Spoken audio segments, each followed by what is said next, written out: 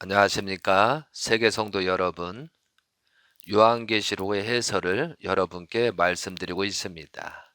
이 시간 제목은 요한계시록 2강자, 계시록 1장, 2장입니다.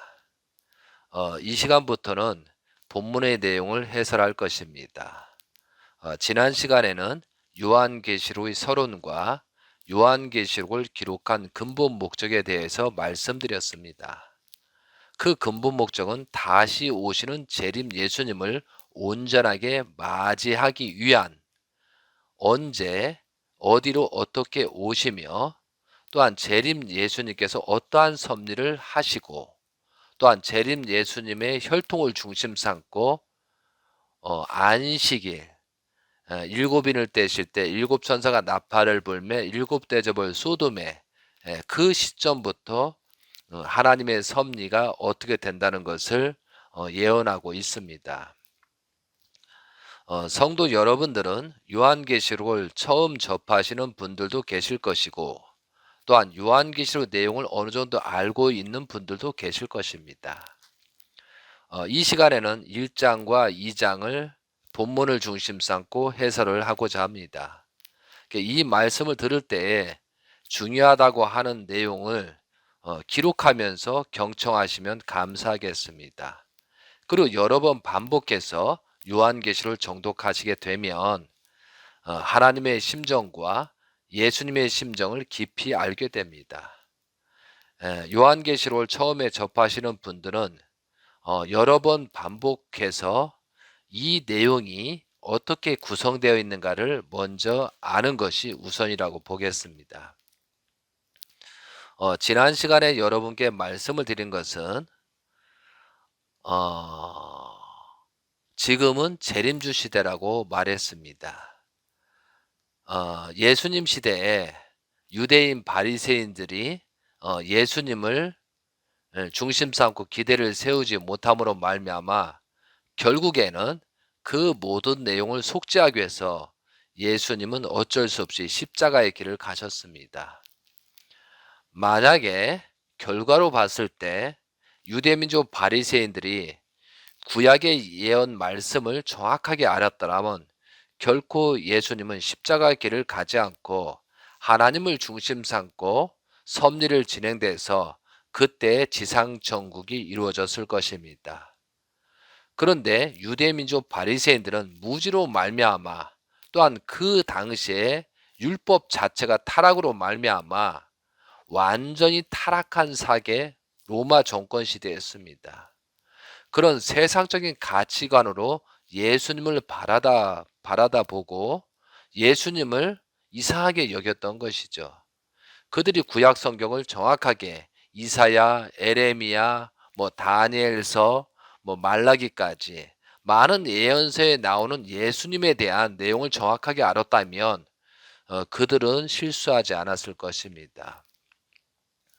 그와 마찬가지로 예수님께서 십자가의 길을 가시고 나서 사도 요한을 통해서 요한계시록을 계시한 것입니다. 그럼 예수님 십자가 이후 2000년 후에 그런 단계별로 어떠한 현상들이 생기고 또한 여섯째 인을 떼실 때 여섯째 천사가 나팔을 불매 여섯째 대접을 쏟음에 그리고 400년 후에 재림주가 오신다고 요한계시록에 기록이 되고 있다는 거죠. 그렇게 예언되고 있다는 사실이죠. 그런 내용들을 여러분이 알고 있다면 지금의 현재 많은 종교가 분열되는 일도 없었을 거고 많은 사람이 재림주 예수님의 말씀을 듣고 따르고 실천하는 입장이 되었는데 2000년 역사에 그런 흘러오던 그런 내용도 모르고 요한계시록 내용을 모르다 보니까 전부 다 온전한 성도가 아니고 오히려 예수님, 재림 예수님이 하시는 것을 방해하는 그런 입장이 초래했다는 것이죠. 그래서 지금이라도 여러분이 요한계시록 알고 이렇게 예언되었구나. 또한 요한계시록의 두 가지 예언이자 잘못될 경우 예언과 잘 될 경우 예언이 됐는데 이러한 현상이 생겼으니까 우리가 이렇게 잘못했다는 것. 그것을 깨닫고 지금이라도 회개와 용서를 빌고 요한계시록 예언의 말씀이 온전하게 될 수 있고 하나님의 뜻이 이루어질 수 있도록 그렇게 하시는 것이 지금의 자세라고 보겠습니다.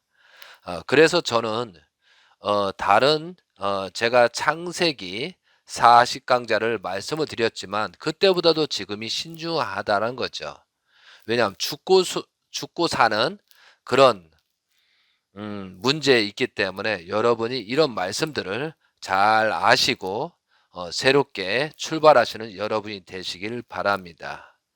그래서 지금부터 본문을 들어가도록 하겠습니다. 요한계시록 1장 1절 예수 그리스도의 계시라 이는 하나님이 그에게 주사 반드시 속히 일어날 일들을 그 종들에게 보이시려고 그의 천사를 그 종 요한에게 보내어 알게 하신 것이라.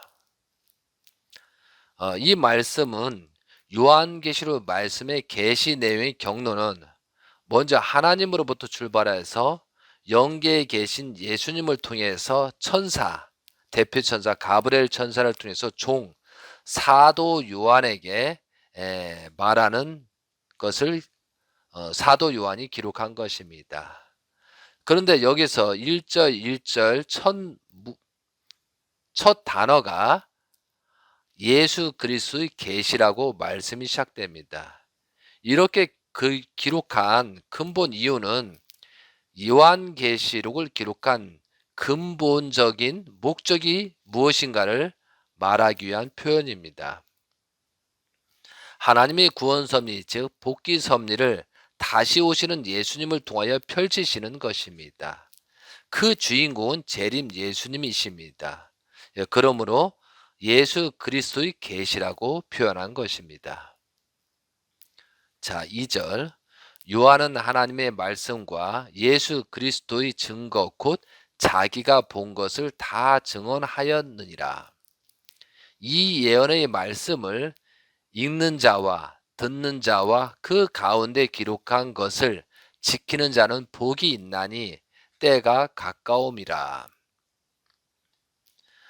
이 말씀을 듣고 있는 성도 여러분들께 하는 말씀입니다. 이 말씀을 읽고 듣는 것만으로 복이 있다고 하였습니다. 그리고 지키는 자는 복이 또 있다고 하였습니다. 여기서 지키는 자란 요한계시록의 예언 말씀을 올바르게 깨달아서 다시 오시는 재림 예수님을 온전하게 모시고 섬기고 재림 예수님의 말씀을 실천하는 자에게 복이 있다는 말씀입니다. 현재 여러분들이 요한계시록의 해설 말씀을 듣는 것이 얼마나 큰 복인가를 아시고 말씀을 들어주시면 감사하겠습니다. 여기에서 3절에 이 예언의 말씀을 읽는 자와 듣는 자와 그 가운데 기록한 것을 지키는 자는 복이 있나니 여기서 복이라는 게 있잖아요. 그런데 제가 저 성경을 찾아보니까 요한계시록에 기록된 7가지 복에 대한 성경 말씀이 있습니다. 그걸 제가 한번 잠깐 말씀을 드리겠습니다. 여러분들은 이것을 메모를 하셨다가 여러분이 그런 성구가 있는지를 한번 찾아보시기 바랍니다. 먼저 계시록 1장 3절에 좀 전에 했던 이 예언의 말씀을 읽는 자와 듣는 자와 그 가운데 기록한 것을 지키는 자는 복이 있나니 때가 가까움이라. 여기서 이제 말씀을 듣는 자 복이 있다고 했고요. 계시록 14장 13절에 지금 이후로 주 안에서 죽은 자들은 복이 있도다. 그런 전후 과정에서 재림 예수님을 통해서 조건을 세우는 사람 복이 있다. 이런 말씀입니다. 그리고 계시록 16장 15절에 보면 보라 내가 도둑같이 오리니 누구든지 깨어 자기 옷을 지켜 벌거벗고 다니지 아니하며 자기의 부끄러움을 보이지 아니하는 자는 복이 있도다. 이렇게 세 번째 복이 있고요. 그러니까 네 번째는 계시록 19장 9절에 어린 양의 혼인 잔치에 청함을 받은 자들은 복이 있도다. 어린 잔치에 참여한 사람은 복이 있다라고 되어 있고요. 계시록 20장 6절에 보면 이 첫째 부활에 참여하는 자들은 복이 있고 거룩하도다라고 되어 있습니다. 그리고 일곱 번째는 계시록 22장 7절에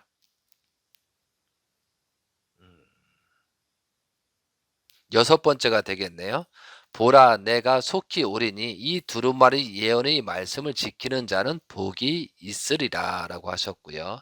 일곱 번째는 계시록 22장 14절에 자기 두루마리를 빠는 자들은 복이 있으니 이는 그들이 생명나무에 나아가며 문들을 통하여 성에 들어갈 권세를 받으려 함이로다. 이게 마지막에 이 요한계시록의 말씀을 듣고 실천한 사람에게들은 생명나무에 새로운 하나님을 중심 삼고 하나님 원하시는 그런 곳으로 가게 되고 그 복을 받는다라고 되어 있습니다. 자, 계시록 1장 4절입니다.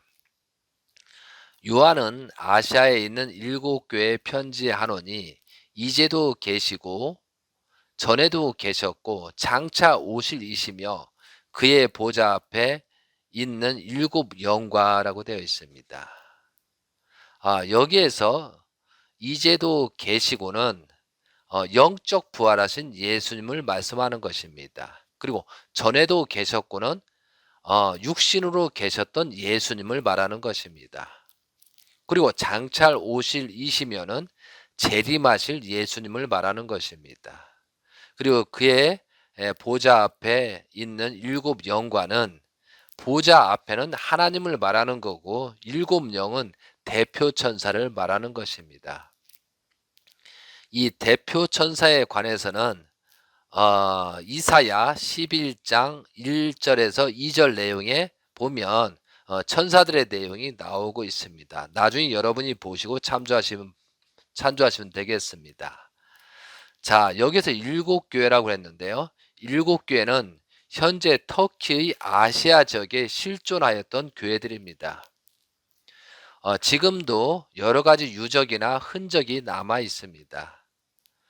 그런데 그 당시 교회들의 실상과 상징적인 의미를 가지고 있습니다.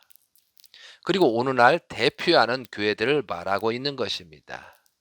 7교회의 칠수는 하나님의 안식일, 완성수를 의미합니다.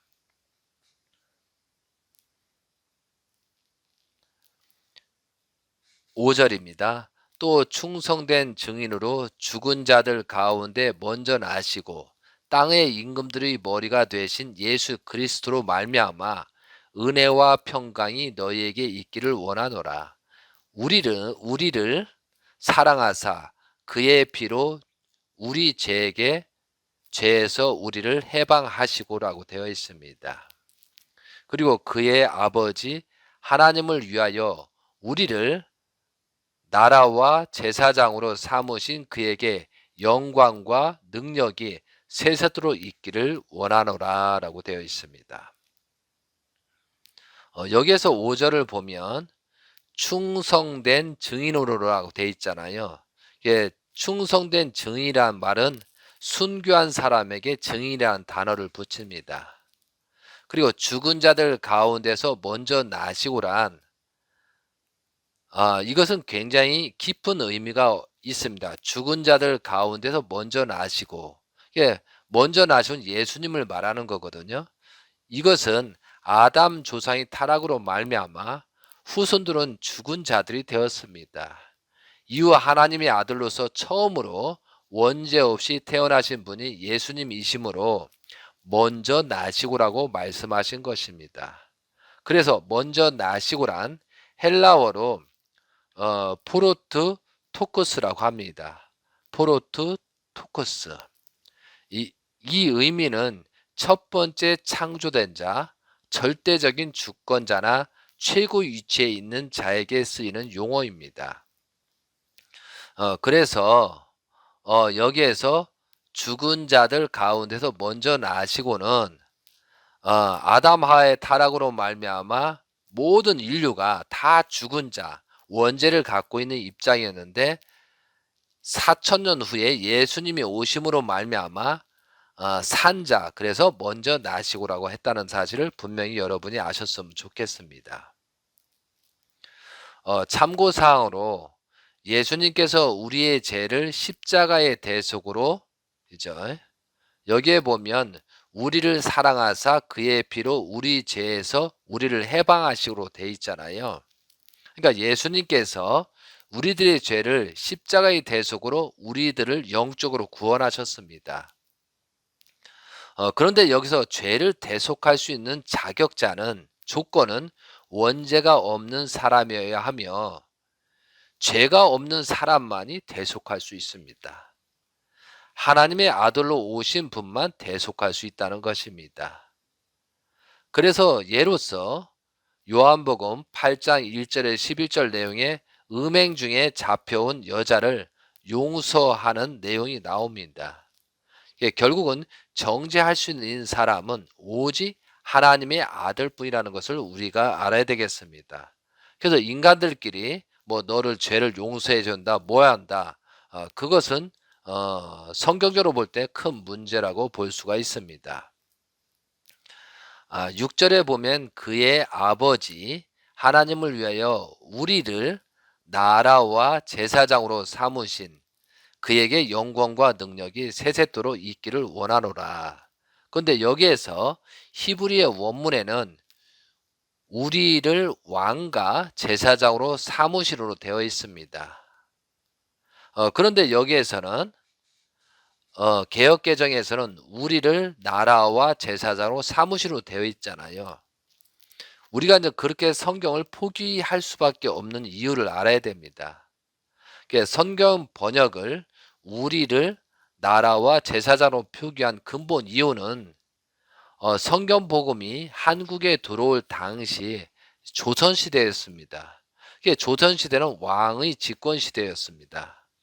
여기서 왕이라고 표기한다면 역적으로 몰리고 죽을 수 있기 때문에 나라로 표기한 것입니다. 이해되시겠어요, 여러분? 하나님께서 우리를 자녀로서 왕과 제사장으로 삼으시고 자유와 책임을 주셨으므로 천사장에 구속받지 말고 왕의 정체성을 확립하고 주권을 가지고 살아야 하겠습니다. 그 관련된 성경으로 고린도후서의 5장 17절 19절에 보면 우리에게 화목하게 하는 직분을 주셨으니, 이 말은 제사장을 말하는 거고, 베드로전서 2장 9절에 보면 그러나 너희는 택하신 족속이요 왕 같은 제사장들이요 거룩한 나라요 그의 소유가 된 백성이니라는 말씀을 하셨습니다. 이와 마찬가지로 우리들은 천사장 관리자들에게 구속받지 말고 왕과 제사장으로서 자유와 책임으로 살아야 한다라는 말씀입니다. 하나님의 말씀대로 아들로서 살아가는 것이 중요하다고 여기서는 말하고 있습니다. 7절입니다. 볼지어다 그가 구름을 타고 오시리라. 각 사람의 눈이 그를 보겠고 그를 찌른 자들도 볼 것이요 땅에 있는 모든 족속이 그로 말미암아 애곡하리라. 그러하리라. 아멘.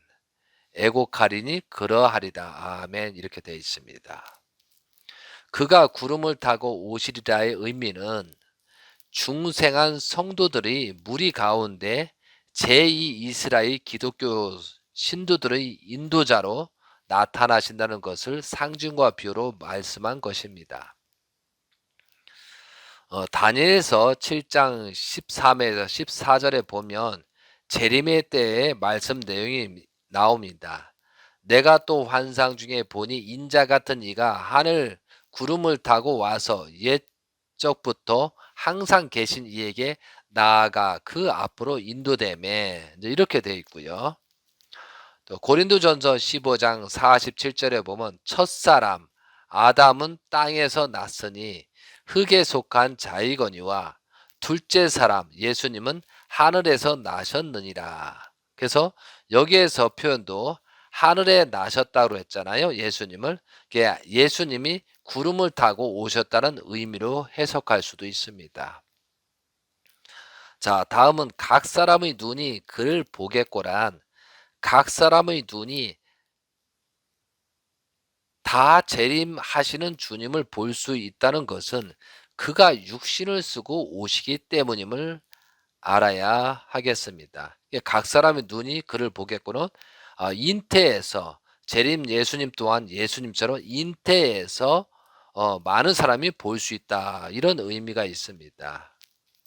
그리고 여선적 그를 찌른 자들도 볼 것이요란, 찌른 자를 이제 부득이 이제 비유로 해석한다면 예수님이 구름을 타고 재림하실 것으로 믿고 있다가 뜻밖의 그가 지상에서 육신 탄생으로 재림하시게 될 때 그를 몰라보고 핍박하게 될 무리를 지칭하는 것으로 볼 수가 있습니다.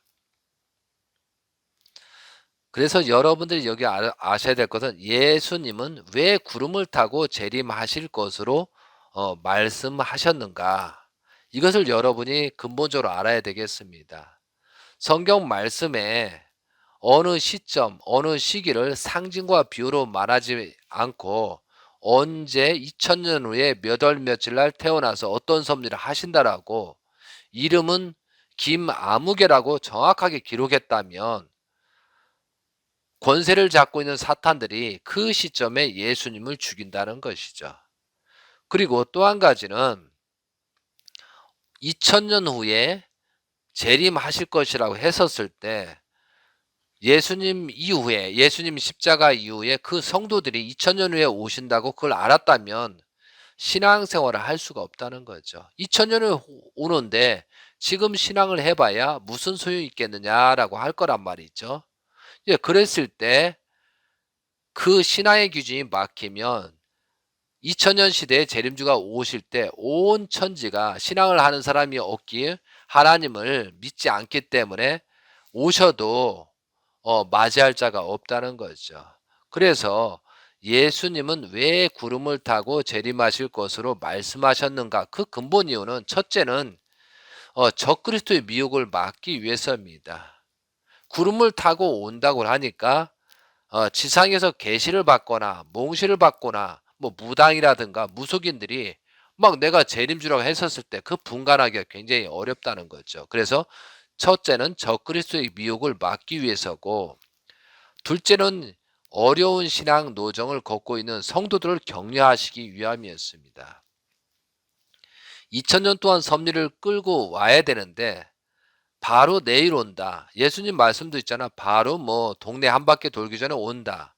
뭐 며칠 있다 온다. 그렇게 하신 이유고 곧 온다. 이렇게 하신 이유는 섭리를 이어가기 위해서 그런 것이다 이거죠.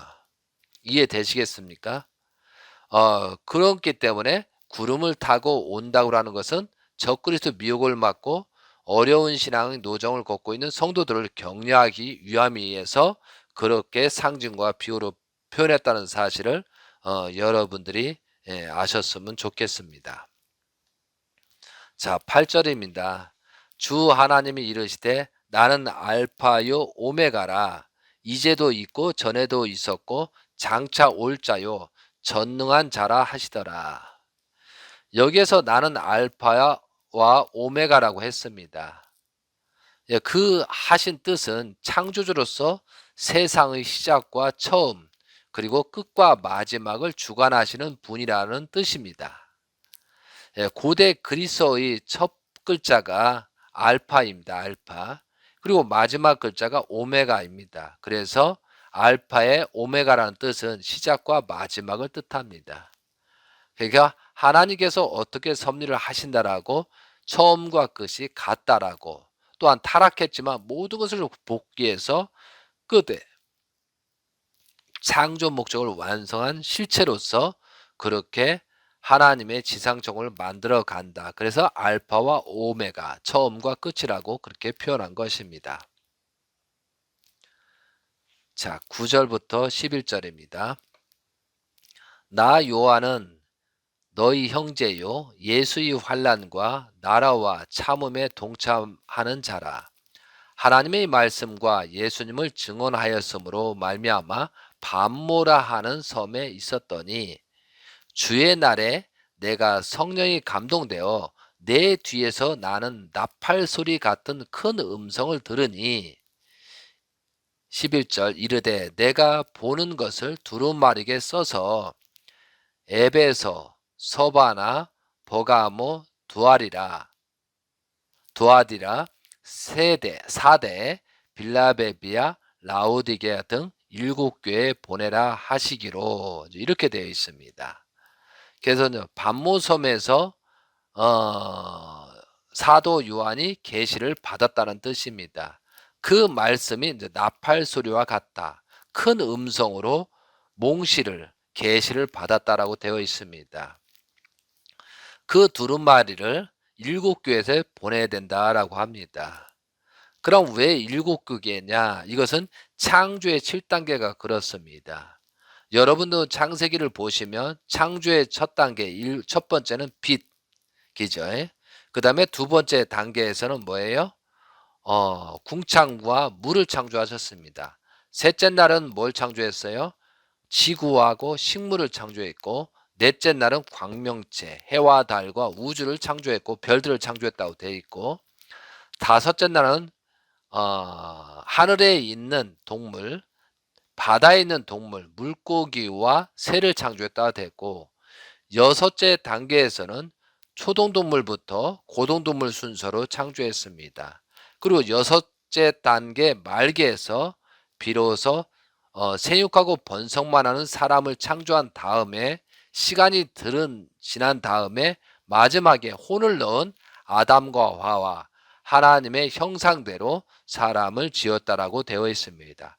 그리고 7단계에서는 안식하신다라고 되어 있습니다. 그와 마찬가지로 재림주가 오실 때도 이게 7교회에다 편지를 보내는 내용을 볼 때는 재림주가 오실 때 하나님의 섭리할 때 성도들이 어떠한 자세를 가지고 있어야 되는가, 그것을 설명하는 것입니다. 여기서 7교회의 의미는 7별의 비밀, 7별의 성도, 그 다음에 성전을 의미합니다. 큰 의미로서 재림 예수님을 맞이하기 위한 성도들의 올바른 자세에 대해서 각각의 단계별로 가르침, 교훈을 7교회로 상징과 비유로서 설명하고 있는 것입니다. 그러니까 하나님의 창조 과정 7일, 7단계, 7수와 같이 7교회에 보내는 편지의 가르침, 교훈을 통해서 다시 오실 재림 예수님을 온전하게 맞이하라는 교훈의 말씀드립니다. 그래서 이제 여러분들도 몇 번 읽어보면 알겠지만 이 7교회에 대해서 꼭 창조의 순서처럼 그렇게 설명을 하고 있습니다. 그럼 제가 간략하게 들어가기 전에 말씀을 드리면, 에베소 교회에 편지 보낸 내용은 처음 믿음을 가져라, 하나님을 사랑해라, 내용으로 되어 있고요. 서머나 교회에 보내는 편지 내용은 충성과 진실해라. 너희들이 충성을 해야, 그런 마음을 가져야 재림 예수님을 맞이할 수 있다라고 되어 있는 거고, 세 번째로 버가모 교회에 보내는 편지는 우상 숭배하지 마라. 그러니까 선과 악을 분별하고 다른 신을 모시지 마라. 분별해라. 이제 그런 교훈의 말씀이 있습니다. 그리고 네 번째로 두아디라 교회에 보내는 것은 정말 중요한, 간음하지 말라, 행음하지 말라고 되어 있습니다. 그러니까 성적으로 타락하지 말아야 된다라고, 미혹되지 말라는 내용입니다. 그리고 다섯 번째 사대 교회의 편지 내용은 거짓 선지자, 가짜 신앙 하지 말라. 그러니까 산 믿음을 가져라. 이제 그런 의미가 있습니다. 이게 많은 5단계에서는 거짓 선지자, 미혹하는 선지자, 가짜 신앙을 하는 그런 사람, 무리들이 많이 나타난다고 예시하는 것이죠. 그 다음에 여섯 번째는 빌라델비아 교회입니다. 이것은 재림 예수님이 오셨을 때 맞이할 성도들의 자세를 말하는 것입니다. 그래서 재림주가 오셨을 때 인내의 말씀을 끝까지 지키라고 되어 있습니다. 그것처럼 6단계에서 최종 단계에서는 재림주가 오셔서 말씀하는 것입니다. 그리고 7단계에서는 일곱 번째 7단계에서는 라오디게아의 편지합니다. 이것은 하나님 말씀이 완성되는 시대 성도들의 자세를 말하는 것입니다. 그때 깨어 있으라. 어, 물처럼 그죠? 미지근하지 말고 강하고 담대하라 이렇게 되어 있습니다. 그래서 여러분들이 나중에는 이 일곱 교회 보내는 편지 내용을 보면 사람이 성장하는 과정의 7단계로 말하는 것처럼 창조의 과정의 7단계로 말고 첫 번째부터 여섯 번째까지 그렇게 온전한 마음을 가져야 6개의 교훈을 말씀을 가져야 재림주를 온전하게 맞이할 수 있다라고 되어 있는 것입니다. 이 모든 내용은 상징과 비유로서 재림 예수님이 오실 때 성도들이 갖춰야 할 자세에 대해서 설명하고 있습니다. 여기서 중요한 말씀을 한 가지 드리겠습니다. 요한계시록 기록 연대는 AD 95에서 96년입니다. 그 당시에 에베소 교회만 실존하고 있는 교회였습니다. 나머지 6교회는 요한계시록의 기록 연대 이후에 생긴 교회들입니다. 그러므로 6교회에 대한 성경 말씀들은 장차 미래에 나타날 교회들의 실상에 대한 예언 말씀이 되는 것입니다. 우리는 이제 예수님 시대, 2000년 시대에 살고 있잖아요. 그렇기 때문에 이제 과거가 됐지만 그 당시에 요한계시록을 기록할 때에는 에베소 교회 외에 나머지 6교회는 장차 생길 그런 교회라고 하는 것입니다. 이해되시겠죠? 이것을 잘못 이해하면 실수할 수가 있습니다. 그런 내용을 여러분이 참조하시고 성경 말씀의 내용들을 깊게 파고 들어가야 되겠습니다. 자, 한 가지 여러분께 좀 말씀을 교훈 말씀 한 가지 드리겠습니다. 사람들이 나이를 먹는다는 것은 육신이 나이를 먹는 것이지 마음이 나이를 먹는 것이 아닙니다. 육신의 나이를 아무리 많이 먹는다고 해서 마음이 늙어가는 것은 아닌 것 같습니다. 청춘의 마음은 누구나 똑같습니다. 나이를 먹었다고 해서 그 청춘의 마음이 사라지지 않지 않습니까? 특히 이제 나이가 드신 분은 그걸 확실하게 느낄 것입니다. 나이를 먹음으로 인생의 경험이 쌓이는 것이지 마음이 나이를 먹는 것이 아닙니다. 그러므로 나이가 많다고 해서 우리가 함부로 무시하거나 함부로 해서는 안 될 것 같습니다. 나이를 먹는다는 것은 늙어가는 것이 아니라 익어가는 것입니다. 추수 때가 가까우니 열매를 맺기 위해서 익어가는 것입니다. 여러분들 이제부터 늙어간다고 하는 것보다 익어간다고 말씀하시면 더욱 좋을 것 같습니다. 늙어간다는 표현은 어떻게 보면 절망, 끝날, 서글픔을 느끼게 됩니다. 근데 익어간다는 표현은 삶의 보람, 기쁨, 즐거움, 행복을 느끼게 됩니다. 그래서 여러분들이 나는 늙어간다 이렇게 하지 말고 나는 익어간다 이렇게 말하시면 더욱더 좋을 것 같습니다. 마음이 나이를 먹는다고 말하는 것은 영원한 영계의 세계가 없다고 주장하는 것이 됩니다. 시간과 공간을 초월하여 사는 영원한 영계의 세계는 마음의 세계요 무영의 세계입니다. 지상에서 육신으로 생활하는 근본 목적은 영계의 세계를 살기 위한 준비 기간이라는 것입니다. 그래서 늙는 것이 서글픈 것이 아니고 영계 갈 준비를 마무리하고 영계에 간 새로운 세계를 위해서 준비하는 기간이라고 생각하면 더욱더 행복해질 것일 것. 제가 발음이 좀 이상한데요. 죄송합니다. 정말 영계의 세계가 있다는 걸 알게 되면 정말 희망이 갖고 또한 죽을 때 새로운 세상으로 거듭나는구나 하고 기쁨으로 맞이할 수가 있다는 거죠. 그런데 저 나중에는 영계의 세계를 모르고 살다가 때가 되면 자기도 모르게 영계의 세계를 안다는 거죠. 그래서 불안과 초조의 공포에 떨어지게 됩니다. 그런 것을 여러분이 아시고 지금 젊었을 때, 지금 지상 생활을 하고 있었을 때 영계에 가서 어떻게 살 것인가 그 준비하는 생활을 하시면 보다 지상에서 인간의 삶이 가치 있다 볼 수가 있겠습니다. 다음 성경을 가도록 하겠습니다. 요한계시록 1장 12절부터 18절은 영계에 계신 예수님의 모습을 상징과 비유로서 표현한 내용입니다. 이것은 각 교회에 말씀하는 내용처럼 에베소 사대 교회, 두아디라 교회 이런 교회들의 첫머리에 이 내용 12절부터 16절 구절이 나타나고 있습니다. 이것은 영계에 계신 예수님을 표현한 것입니다.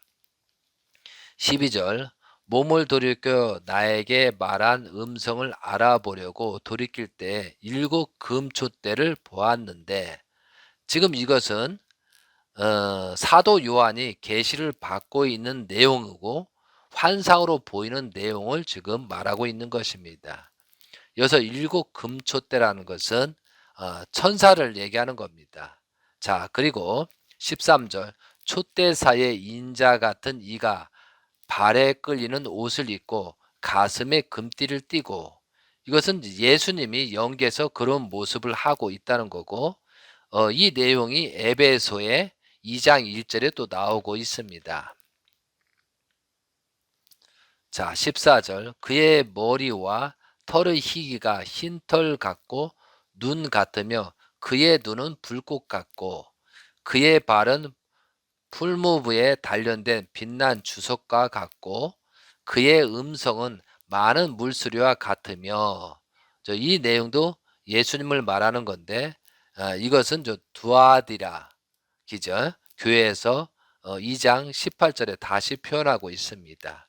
자, 16절 그의 오른손에 일곱 별이 있고 그의 입에서 좌우에 날선검이 나오고 그 얼굴은 해가 힘있게 비치는 것 같더라. 이것은 버가모 교회에 나오고 그의 오른손에 일곱 별이 있고는 사대 교회 3장 1절에 나오는 내용입니다. 자, 그 입에서 날선검이 나오고란 하나님의 천국 복음의 말씀이 나오고란 뜻입니다. 그 얼굴은 해가 힘있게 비치는 것 같더라라는 것은 해는 빛을 의미하고 빛은 하나님의 성령을 의미합니다. 그리고 이제 여러분들이 여기서 이제 일곱 금초대라고 했잖아요. 그러니까 예수님 주변에 일곱 천사가 있다고 합니다. 그래서 천사의 위치는 하나님의 심부름을 하며 사람을 돕는 위치입니다. 천사는 영물이고 하나님의 창조물입니다. 천사는 숭배의 대상이 아닙니다. 그래서 계시록 22장 8에서 10절에 천사는 종의 이치라고 설명하고 있습니다. 다음 1장 17절입니다. 내가 볼 때 그의 발 앞에 엎드려져 죽은 자 같이 되며 그가 오른손을 내게 얹고 이르시되 두려워하지 말라. 나는 처음이요 마지막이니 곧 살아있는 자가 내가 전에 죽었었노라. 볼지어다 이제 세세토록 살아있어 사망과 음부의 열쇠를 가졌노니 19절 그러므로 내가 본 것과 지금 있는 일과 장차 될 일을 기록하라. 내가 본 것은 내 오른손의 일곱 별의 비밀과 또 일곱 금촛대라. 일곱 별의 일곱 교회의 사자요 일곱 촛대는 일곱 교회니라. 여기에서 그러므로 내가 본 것과 지금 있는 일과 장차 될 일을 기록하라. 이것은 저 사도 요한에게 예언을 기록하라는 것입니다. 그러니까 이러한 내용들을 기록하지 않으면 2000년 후에 다시 오시는 재림 예수님을 맞이할 방법이 없거든요. 그래서 사도 요한을 통해서 계시를 주는 겁니다. 그와 마찬가지로 아모스 3장 7절에 주 여호와께서는 자기의 비밀을 그중 선지자들에 보이지 아니하시고는 결코 행하심이 없으시리라는 말씀이 있습니다. 그러니까 종들에게 먼저 선지자를 통해서 말씀을 하시고 행하신다는 것이죠. 그거와 마찬가지로 요한계시도 그렇게 기록이 됐다는 사실을 여러분이 아셨으면 좋겠습니다. 그래서 이 시간에는 성경 말씀을 1장 요한계시록 1장을 말씀을 드렸습니다. 그리고 여기에서 20절에 보면 내가 본 것은 내 오른손은 7별의 비밀과 또 7금 촛대라. 7별은 7교회의 사자요 7촛대는 7교회이라. 사실은 이 내용 전체의 7별이라는 것은 천사를 의미하기도 하지만요. 성도를 말하는 것입니다. 그래서 이 7교회를 통해서 주신 말씀을 통해서 우리가 이 말씀을 깨닫고 우리 마음을 다스리고 선과 악을 분립해서 재림주를 어떻게 맞이할 것인가, 그런 내용을 가지고 하는 것입니다. 그래서 이제 본격적으로 다음 시간에는 7교회에 편지 보낸 내용이 무슨 내용이며 우리에게 어떤 교훈의 가르침을 주는가, 그런 내용들을 가지고 말씀을 드리겠습니다. 이 시간까지 경청해 주셔서 감사하고, 정말 요한계시록은 아주 중요한 내용입니다. 여러분이 하나씩 하나씩 깨우치고 그 깨우침이 있어야 재림주 시대에 온전한 삶을 살아갈 수가 있습니다. 자, 다음 시간에는 7교회에 대한 내용을 말씀드릴 것을 약속하면서 이 시간에는 여기까지 말씀을 드리고자 여러분께 전달하였습니다. 하나님이 사랑하고 이웃을 사랑하는 여러분이 되시길 바라면서 다음 시간에 뵙겠습니다. 감사합니다.